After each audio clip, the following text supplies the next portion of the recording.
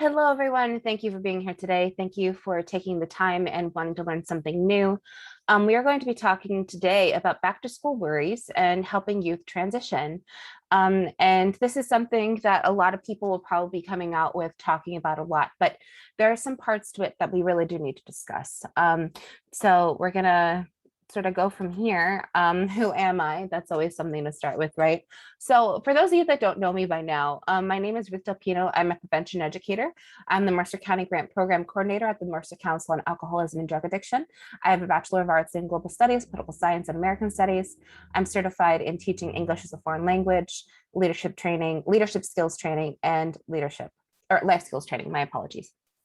So moving forth, I always do this at the beginning of my presentations because I always want to make sure that we understand where we're coming from here and where we are starting the base for all of our understanding. This is not to scare you. Some of the things that we'll be talking about may be something that maybe on a systemic level that you feel that you cannot have control over. This is to inform you. This is for you to know where the disparities lie to hopefully provide resources to the populations that we're talking about in the presentation.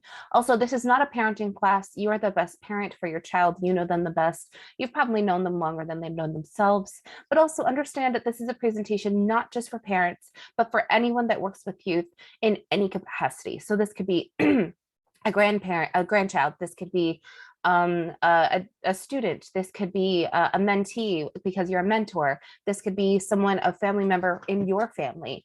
There are many different ways that we can talk about how we interact with children, but the point is that all of us in some capacity interact with youth, and that's where that sentiment comes from. Also understand that my perspective is shaped by my approach and my learning experiences. As a prevention educator, we are given so much access to all the different things that are on the market, to all the different things that may exist in the world in general. So all of that stuff I collect and I use in my position, and I use it to inform a lot of the presentations I make, if not all the presentations I make, because of the realities that we face, because of the empirical evidence that we come across, because of the access to these tools that we have due to these networks that have done a lot of research and given a lot of time to understand the interactions of such things. Also understand this is evidence informed and some evidence based. And what I mean by that is evidence informed is any information that I collect on the outside that I now use to inform my presentation. So for example, if I have a study that I had found and I pick out the parts that really help my presentation or that give my presentation the value that it needs, you can look through that study as well and read the full study to come to your own conclusions. And evidence-based meaning that there are programs at the Mercer Council, for example, life skills training, Too Good for Drugs, Parenting Wisely, Footprints, all those sorts of things, all those evidence-based programs that are founded in empirical-based evidence. Those are all things that I incorporate on the day-to-day when I do my presentations. Also, I usually don't do this in this slide in particular, but I did want to just preface with saying that the ACLU has really strong opinions. The American Civil Liberties Union has really strong opinions on right to quality education and equal education. So understanding that when we're talking about back to school, we're not just going to be talking about, getting them back to school, coping with things. It's going to be talking about the societal parts of it, that every child has a right to an equal and valuable education. And we're going to learn a lot about how it interacts with how they go through their day-to-day, how they function, how they go through certain things that may not always be easy to go through as a child. So there are many different parts to this, and it's not just one thing. So because it is so holistic, just keep that in mind. But we are talking about going back to school because of the anxieties that these children may face. Now, we're going to be talking about COVID, and I know this is something that a lot of people have already talked about. This is not something that is new. This is not something that is super exciting, but to understand that there are parts to this that have affected the way children interact with their environment forever. And at the very least, if we don't say that statement, which may be hyperbolic, we know that COVID affected the way that children interact in general. So first thing is there are going to be mask mandates in New Jersey. So depending, I believe it's there are quite a few different areas and districts, but there will be mask mandates in schools, and most of it is up to the discrepancy of those schools. But most all in New Jersey will have those mask mandates. So that means children will have to come in with masks on. Also, there will still be practicing social distancing, which will be the 3 feet apart. And there will be certain areas for vaccine mandates. And I have this right here, just in case anybody is an educator and would like to know more about that. This is New Jersey Education Association, and they have quite a few frequently asked questions about the COVID vaccine and people interacting with that. So this is just for educators, but this can be useful for anyone that's trying to understand how their children are interacting with their teachers, what the educators will be involved with, how they'll be able to interact with that school system, and also understand that this is an updated resource, meaning that it has been updated up until today, and which is really good because there are many different ways that there's a lot of information out there, and we want to make sure we're giving the best information coming from the best resources. So this is a great resource to use in case you had any questions about what the school year may look like, at least on the teacher's end, to understand what it will look like for the students. And so this video that I have here, and when we're sort of doing preparation, there's a lot of different types of preparation that we can do for students and to understand that. But when we were talking about preparation specifically, it's understanding that they may have been spending the whole summer without a mask on. They may have been spending the whole summer inside. They may have been spending the whole summer inside because they were anxious. They may not have gone to summer camp. There may have been realities for them where they were isolated or didn't have human contact in a lot of different ways than if any other given year were to happen. So just understand that when there's preparation, this may be the week, because a lot of students are going back to school either this week or next week, to make sure that there is a conversation to be had about what preparation looks like. Do you have your hand sanitizer? Do you have your mask? What do you do if you're feeling anxious? Who are the people in your school that can help? Things like that. So those are a lot of preparations for that. Also, I really do work with middle school people, middle school students in particular, but this can apply for anyone. But I thought this was a great resource because this person who is on the left actually talks because he is a pastor and he works with a lot of youth groups and essentially gives pretty useful information so that in case there were any questions or concerns or any sort of way to approach these sort of conversations when you are preparing your child, it sort of could look like this. So I will be playing that. Heading from one grade to another, elementary to middle school, an exciting step for some young students and their parents, but some grade changes come with more difficult transitions than others. The transition from elementary to middle school can be especially tough to navigate for students, and parents play a pivotal role in helping their kids adjust to new changes. Will Smith, a lead middle school teacher at the Discovery School, a private school in Jacks Beach, here to help us make that transition. Hey, good to have you here. Middle school is an awkward age anyway. So where do you start as a parent in saying to your kids, you know what, we're going to help you out here? What's the best advice you have? Well, really, my best advice would be to communicate with your student. Make sure that you're having an open, honest conversation about what, anxiety or what issues they may be having at school. And then as a parent, keep an open line of communication with your student's teacher as well. Also, you can help them with some coping strategies to deal with that anxiety stuff like mindfulness or maybe getting involved in some extracurricular activities, exercise, and the really trusted advice of going to bed on time and making sure that you eat healthy meals. Oh, going to bed on time, that's a whole nother issue. But you know as well as I do, especially with middle-aged kids, they're not likely to talk about some of the issues. So you've got to look for some other signs. How can you get the kids to open up? Well, really, it's more about having a conversation with your student and not interrogating them. I think if you're genuinely trying to find out what's going on in their life and not, trying to know every little detail of every interaction they've had in the day, you're more likely to get useful information that'll be helpful to both of you. So maybe is it best to take that conversation out of the house, maybe go to like Brewster's Ice Cream and Place and make it seem like you're not trying to get the information out of them and just having a casual little talk and, doing an end around like in a football game? Oh, I definitely agree with that.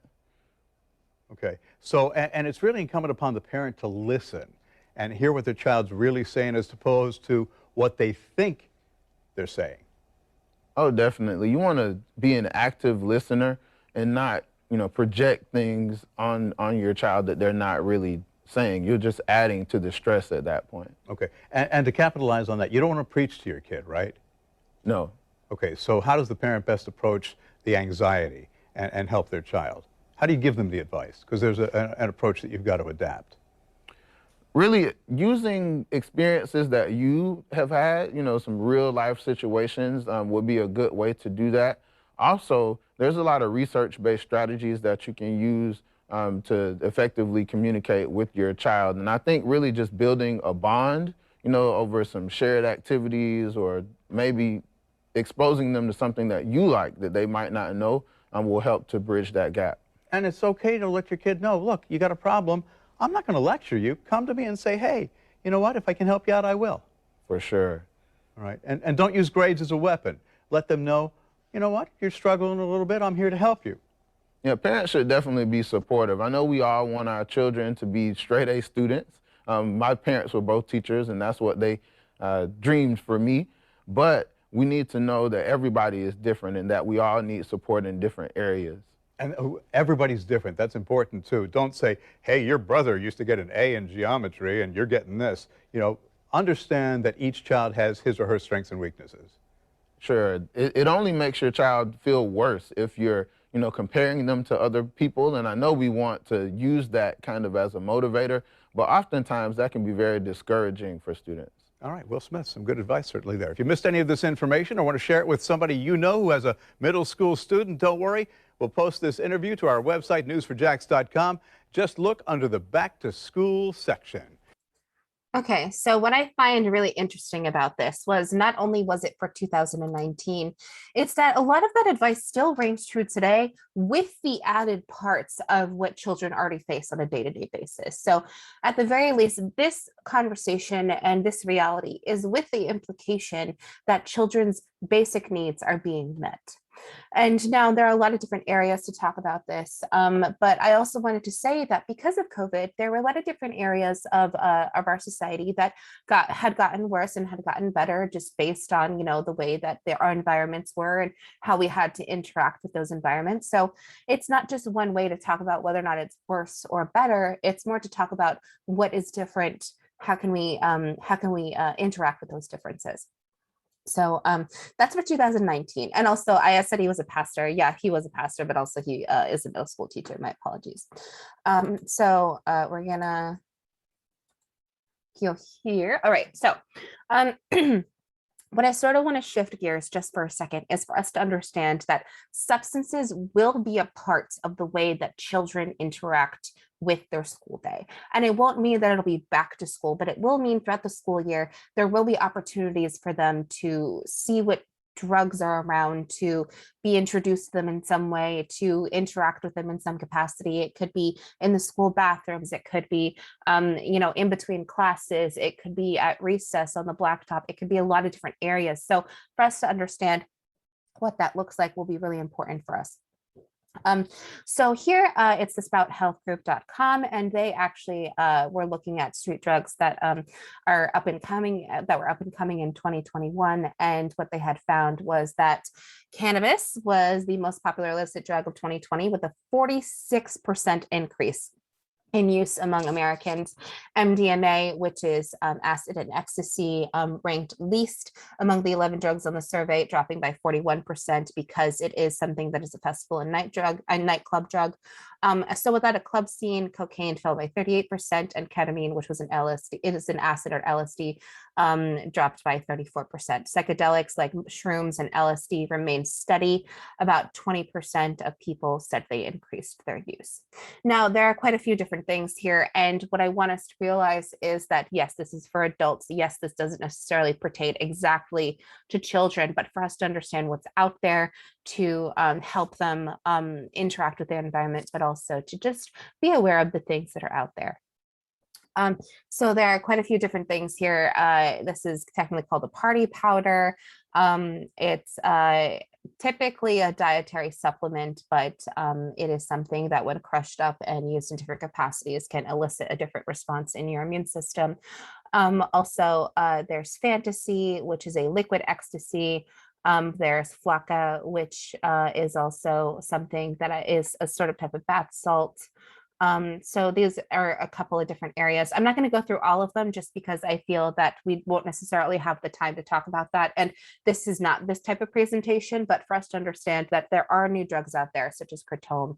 So if you're hearing this stuff, if you're interacting with it differently, or if you are saying, oh, that sounds familiar, you will have the resource to do that research. So I will leave this in the description below. This is on the YouTube channel, and this just and all the resources are sent out after the presentation. So just in case you are curious about it, just in case you're making sure that children aren't interacting with drugs in this way, or you hear something, this can be a good resource for you. Also, we will be talking about fentanyl in the next bullet point. So there's also I can't say carfentanil, maybe. So it is it was another type of opioid. So there we go. All right, so we'll be moving on and moving forth. Also, just for us to understand that just before we move on from that to switching to any issues about opioids and overdoses, it is not just it's not just a New Jersey problem. It's not just a United States problem. It's a world problem. There are a lot of different world markets here, and there are some booklets that the World Health Organization actually had published in the United Nations on drug control, actually researched this and made a booklet out of it. So there was one in particular page that I wanted to look at just for a second, that it was talking about, and they're talking about cannabis use specifically among secondary school students aged 15 to 16 in Europe from 1995 to 2019. So you have sort of seen the growth of cannabis use through that time. Now, there are a lot of different countries, a lot of different areas that we're talking about here. The United Nations has also included the United States in here, but those numbers aren't necessarily something that we should be concerned about in terms of saying, oh, this much percentage. It's to understand that it's not just one area, that it is a phenomenon across the whole entire world where we are seeing usage rates become higher due to the socialization of drugs and due to the socialization, especially of marijuana. Now, the other thing here is that there are quite a few different areas that they say cannabis use in the past month, tobacco smoking in the past month, a risk perception of harm from smoking cannabis or cigarettes. So those are the two areas. And to also understand that when we are talking about risk perception, we're talking about whether or not it will actually hurt that person if they use. So we are actually seeing a trend here that the risk perception of cannabis use in the United States especially has actually gone up, meaning that there is less perception that it will hurt them. So that is something that is a cause for concern for a lot of different reasons. And it's just because of the policies that are being passed. It's because of the language surrounding how people talk about these drugs and these substances. So there are a lot of different ways that people can interact with that information, but I will leave this below. And this is page 26 to 29, just in case you were wondering if you start looking at this booklet. It is great information. And yes, there are many different countries involved in this, but the research is empirical. The research is collected by data by the World Health Organization, by the Center for Disease Control. There are many different areas and organizations that work to get this data to make it as accurate as possible. So this may be a great resource to understand how different areas of the world are interacting, but also doing something about these sentiments. Now, because of that, they had also said that cannabis use in the United States has gone up, but also opioid use in the United States has gone up. I did not look at those numbers just because I feel that it is, it's hard for us to understand because the numbers will be so large, but I kind of wanted to focus it on New Jersey because New Jersey ourselves has some issues that we need to work through. So we're going to be talking about opioids just for a second.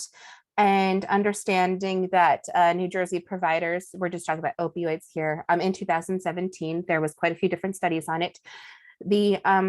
Excuse me for a second, there was a statewide report that had been done through the state of New Jersey, and they had found New Jersey providers wrote 44.2 opioid prescriptions for every 100 persons compared to the average rate of 58.7 prescriptions. So New Jersey is actually a little lower. But in New Jersey, the rate of neonatal abstinence syndrome doubled from 2.5 cases per 1,000 hospital births in 2006 to 5.2 cases per 1,000 hospital births in 2013. Now, what that means is neonatal abstinence syndrome is when people, babies are born with a dependence on opioids.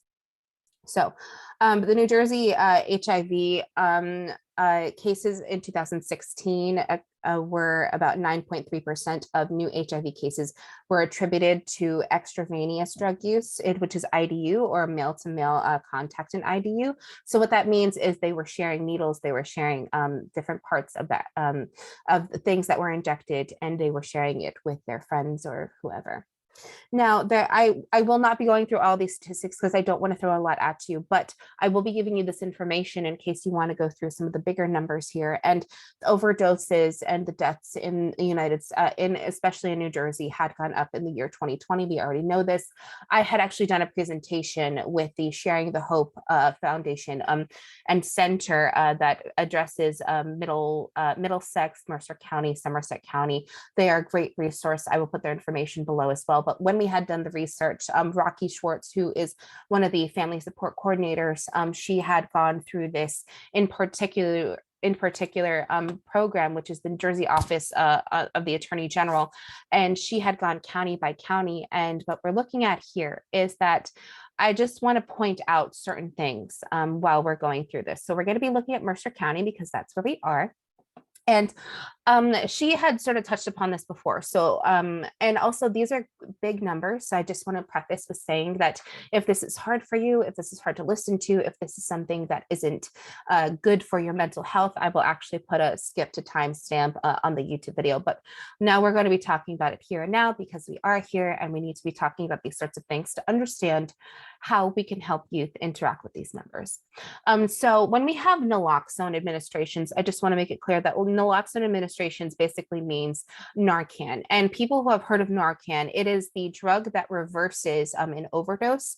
And depending on the amount of naloxone administrations, it sort of lets us know how many people overdosed and ended up getting through it. So but what was pointed out by Rocky, what is actually interesting about this was that Narcan administrations in general are counted by medical staff and law enforcement officers. So those are the only two that are counted. So that doesn't mean that anyone that has Narcan at home actually was able to report these numbers. So let's say, for example, you have someone who overdosed and you're able to administer Narcan. That person may choose not to go to the hospital. So therefore, there are different ways that we can look at this here to say that the Narcan administrations, although they are going up, that's a good thing for us to understand that people are using the tools that they are given, but also to understand that because people are using the tools that they are given, that the numbers aren't necessarily representative of the administrations that are happening here. There were suspected overdose deaths of 115 in 2019. In 2020, it rose by about 30%. So we can only imagine those numbers, as well as overdose in general. So overdoses in general, which means it doesn't necessarily result in death, but it is something to keep in mind.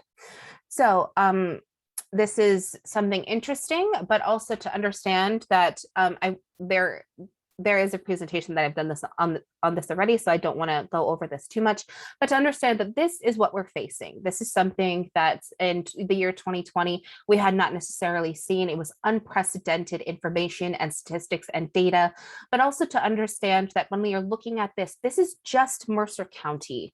This is not New Jersey. This is not the United States. This is Mercer county, meaning these numbers hit close enough to home for us to understand that there are certain parts to this that really should be alarming, but also should give us hope that these are the discrepancies, these are the things, these are the gaps in the resources and information, and we can give it to people for them to understand what others are going through.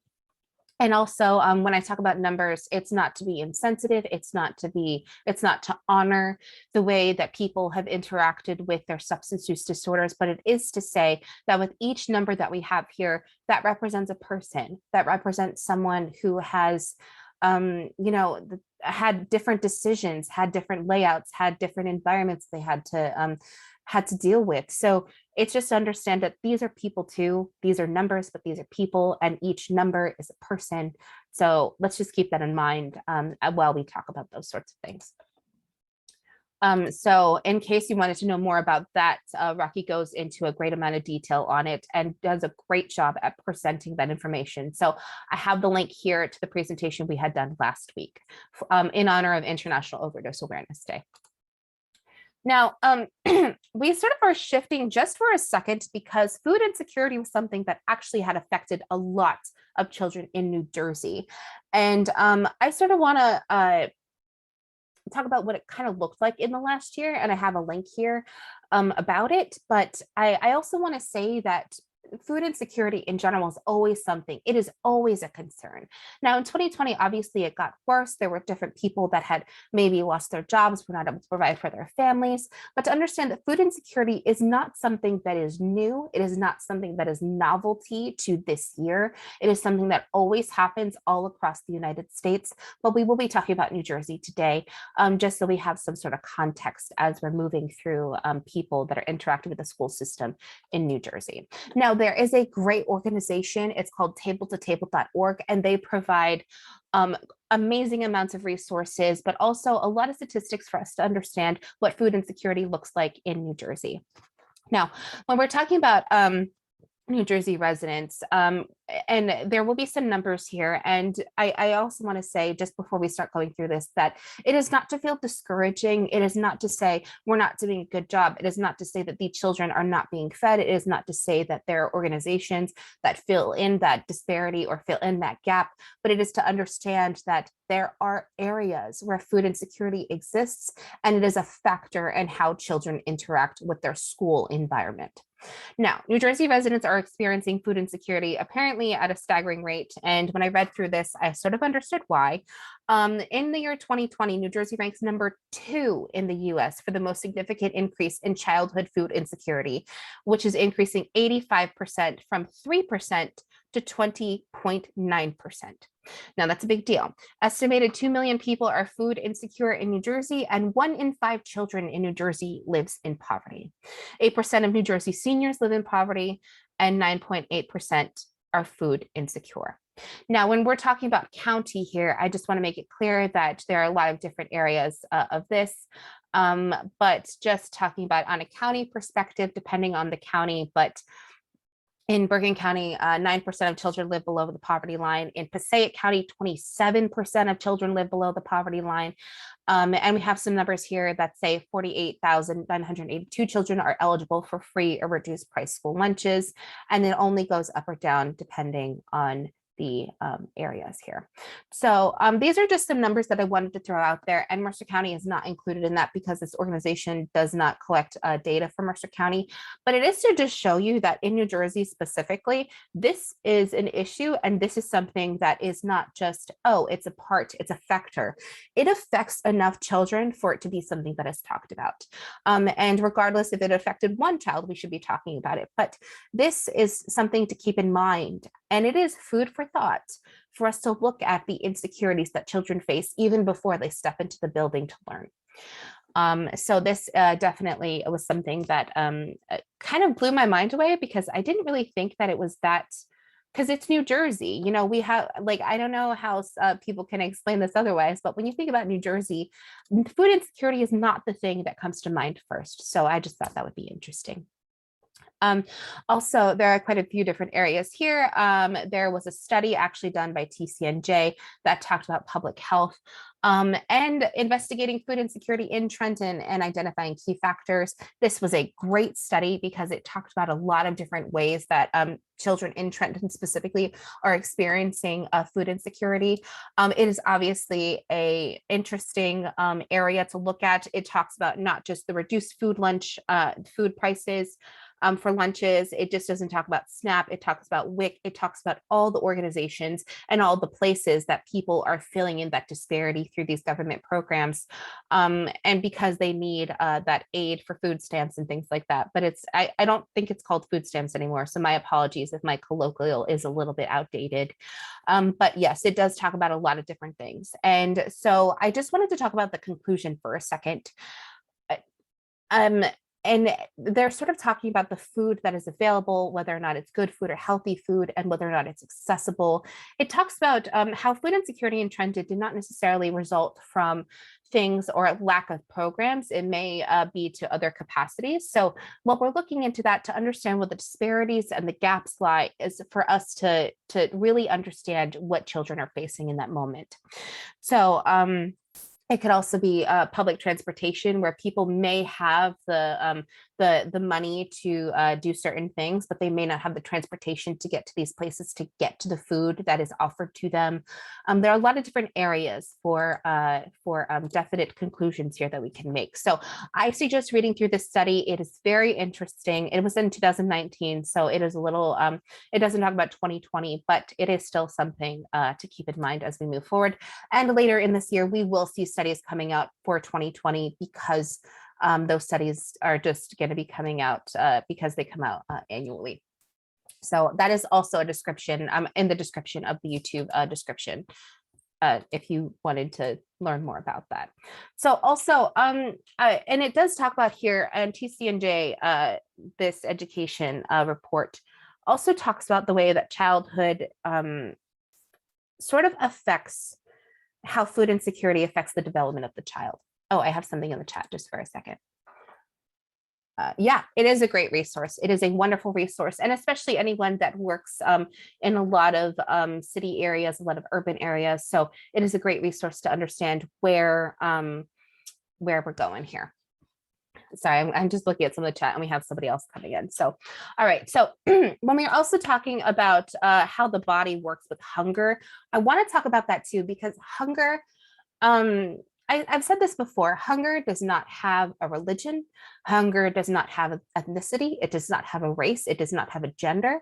There are many different ways that hunger can be experienced, and it is felt by every human on the planet and every living thing on the planet in some capacity, because we are people who need food to survive. And when we don't have that, or when we have less of it, we don't function at our prime. We don't function at our best. We don't learn at our best. Now, the brain, the lungs, the heart, and the legs are a part of the human body, and they require energy to function. Children experience hunger, who experience hunger are more likely to have problems with memory, concentration, and energy to carry out any function at all. Malnutrition can tamper with not only sleeping patterns, but also make the child too tired to get through a full day of school. Additionally, the brain develops at a really rapid rate when you are a child. So if the brain cannot develop properly, it can result in long-term effects on learning, as well as any sort of developmental issues later on. Also, this is to show that, especially in Trenton, I had done a presentation on water and how it affects children and lead in the water. So to also understand that in areas of Trenton, there were lead levels that were higher than Flint, Michigan in certain years. So 2017, they were actually higher than Flint, Michigan lead in the water. So for us to understand that it's not just food insecurity, it's not just water, there are a lot of different parts to it, but this is the part that I think that we can use the most. And also, if you're looking for that water presentation, I will put that in the description below. Once again, if you have any questions or concerns about any resources that I have or any reactions to do such things, understand that as well. So mental health. I have a lot of things on mental health. I actually got this through the CDC, and they essentially had done a research in 2017 saying that These are the diagnoses by age, and anxiety is definitely something that is diagnosed the most in Generation Z. Also, behavior disorders can happen at that certain time. Depression is something that develops as well. So when it talks about here, it talks about 11% of 12 to 17-year-olds have been diagnosed with anxiety in the United States in the past year in 2017. Also, this was another study done. 1 in 6 children aged 2 to 8 years old has a mental, behavioral, or developmental disorder. So 1 in 6 is a big deal. 1 in 6 is something that's saying, oh, that's the majority. That's not a majority, but that's enough for us to understand that this is the disparity. This is something that needs to be addressed, because if you have 12 students, 2 of them have something going on, and that in its own right affects the flow of the classroom. It affects how these children learn. It affects all of that stuff. So for us to understand where that's coming from, for us to understand where that issue lies, or where that reality is, that is a huge part of interacting with the classroom. So I have a lot of statistics here. I'm not going to read them all just because it is so exhaustive, but also I just want to say here that this was actually, I got it straight from the CDC website, and it says many family, community, and healthcare factors are related to children's mental health. Among children aged 2 to 8 years, boys were more likely than girls to have a mental, behavioral, or developmental disorder. Among children living below 100% of the federal poverty level, more than 1 in 5 had a mental, behavioral, or developmental disorder. So that means of the 100% of children that are below the federal poverty level that are experiencing food insecurity and poverty in general, 1 in 5, about 22%, had a mental, behavioral, or developmental disorder. Now, that is something to keep in mind, to know that having being in poverty definitely affects the way that children interact with their environment. And also, age and poverty level affected the likelihood of children receiving treatment for anxiety, depression, or behavioral problems. Now, that can also mean a lot of different things. It can mean lack of resources, it can mean lack of time, it can mean a lot of different things. But for us to understand that if children are below the poverty level, they are less likely to get help, and they are less likely to have a diagnosis, to really own that, to make sure that they are getting the help that they need. So that is something to keep in mind. So we sort of look at this and we're like, oh, great. We have all these things, we have all these resources, we have all of this stuff, right? How does it relate to school? How are the things that we can work through related to school? How can we help children if it feels like we're actually fighting against whole systems to help them? So here are a couple of ways, especially at the Mercer Council. We try to keep our solutions accessible. We also try to keep things in a way that if it's this, you can have, it's not one size fits all, you can apply it to many different situations. So coping skills for the hard things. There are 2 different types of coping skills that we teach at the Mercer Council: emotion focused and problem solving. The difference really is when you are emotion focused, when you're sort of teaching children how to work through these emotions, it is to understand that this is to mitigate any sort of big responses that they may have. So it's coping with anxiety, coping with anger, coping with secondary emotions in general, deep breathing. So some of these examples may be meditation, reframing, journaling, positive thinking, and I believe the other one was cognitive distortions, which can be translated to all or nothing thinking. So for example, a child walks into a classroom and says, well, everybody has a snack except me. Well, it could be that everyone at their table has a snack, but they don't. So that is something that is cognitive distortion. And also for children to, even if they have that cognitive distortion, it is a valid response to the things that they are going through.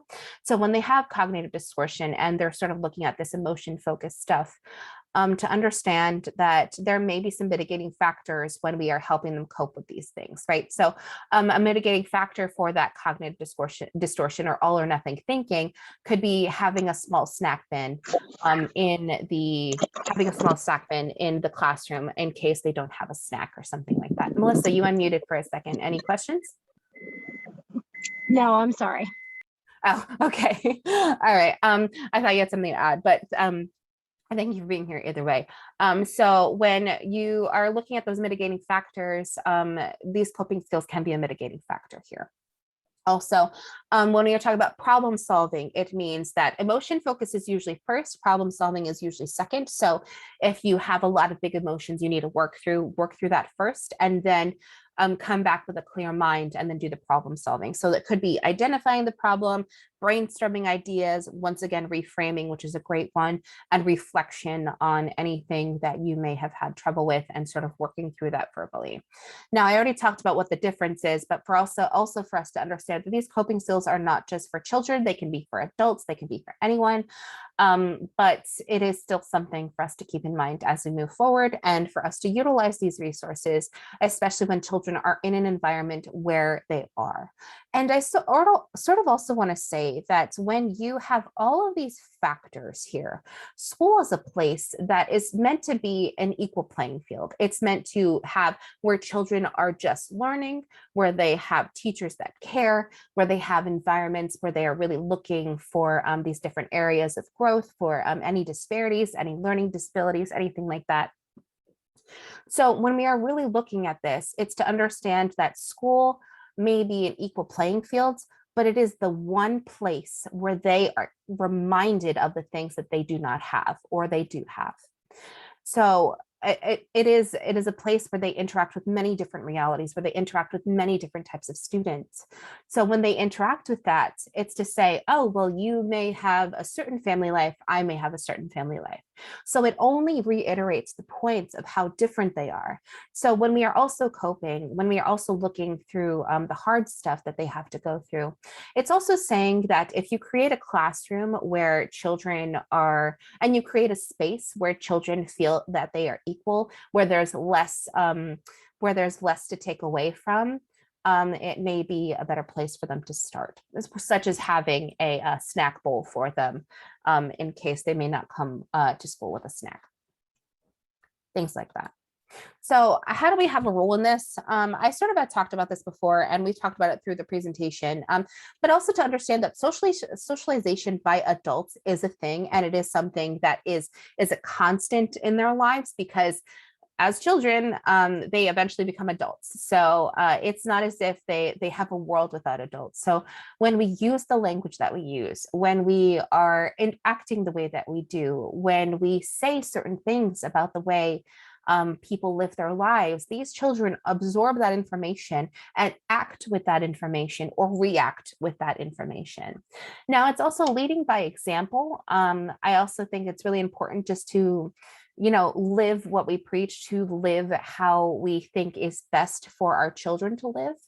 And also that it's not just living by example or leading by example in that we are saying the right things. It's that we are showing them that if we have depression or if we have a mental health disorder, that we are actively seeking it, and they see that we are actively seeking it. Otherwise, children will think quite a few different things, and children come to all these conclusions all the time. So there are many different studies that were done, and I just want to talk about quickly that there was a study done by the American Psychiatric Association, and they did 3 studies. And what they had found was that they obviously, there were many different areas and factors for this study, but it included age, race, religion, and belief system. And depending on where they were, the geographic location, the age of them, if you have a person, a parent who has depression, you are 2 times more likely to develop a mental health disorder. If you have 2 parents with depression, you are 4 times more likely to develop a mental health disorder. And there were many different factors here, where if the parent had possibly tried to self-harm in some capacity, then they were 12 times more likely to develop a mental health disorder. So it is to say that taking care of you really does take care of your children. Taking care of the adults in a child's life takes care of that child, because the needs are met for that adult. Therefore, the adult can have the needs met for the child. Also, there was a great NPR.org back to school parenting tips advice that I thought was really interesting, and I just wanted to go over it quickly. Some of these tips were very feasible. Answer tough questions when they come home from school. There are a couple of debates about screens being good or bad, sleep, making sure that it's important for these children as well, and also helping them through anxiety, which can be a huge part of that, and making decisions for the family, meaning that how many clubs is too many, playing soccer, how long should my child have a cell phone for during the day. All these overwhelming factors, they help you make those decisions. And it actually has resources here. So you can see approach to streamline decision making for your family, children's anxiety. They also have 7 ways to help your children. So it's a resource that leads to other resources, which I highly recommend while you're going through this process. And once again, if you have any questions or concerns, you can put them in the chat. Also, this is a great YouTube video. It's too long for us to have or to utilize Writing's right now. But I do want to say that it is a great YouTube video, and it is by Brooks Publishing, and it is presented by this woman who talks about the inclusive classroom profile.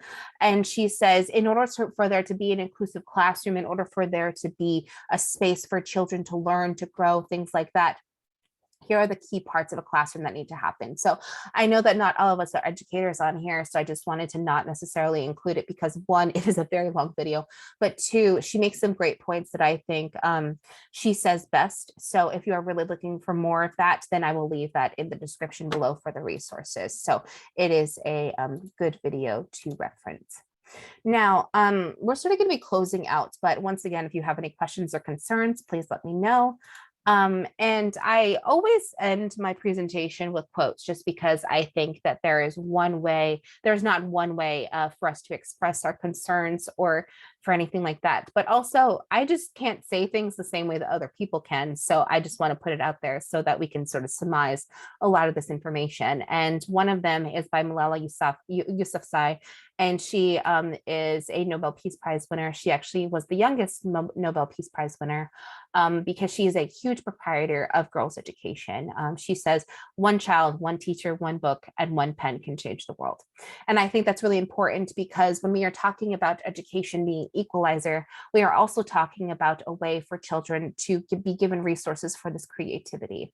So if there is 1 teacher, if there is 1 book, if there is 1 place where children can be holistically themselves, regardless of their social situations, it definitely could be school. And while we do this, while we sort of acknowledge this, it's to understand that even with that, there are disparities. So for us to keep those disparities in mind while we interact with children. Also, I also think this is a great way of looking at this. Children may feel as if they are competing consistently in an education setting. So I just wanted to point out that winning doesn't always mean being first. Winning means that you're doing better than you've done before. And this is by Bonnie Blair. So there are quite a few different areas here that we can look at, quite a few different lenses that we can look through. But for us to understand that education in general is something that every child has access to, that every child has a right to. And if we make that area and those spaces as accessible as possible, as equating as possible, as equitable as possible, these children can really flourish and have more to offer based on what can be inspired in them. So thank you so much for coming here. Thank you for wanting to learn something new. I appreciate your time.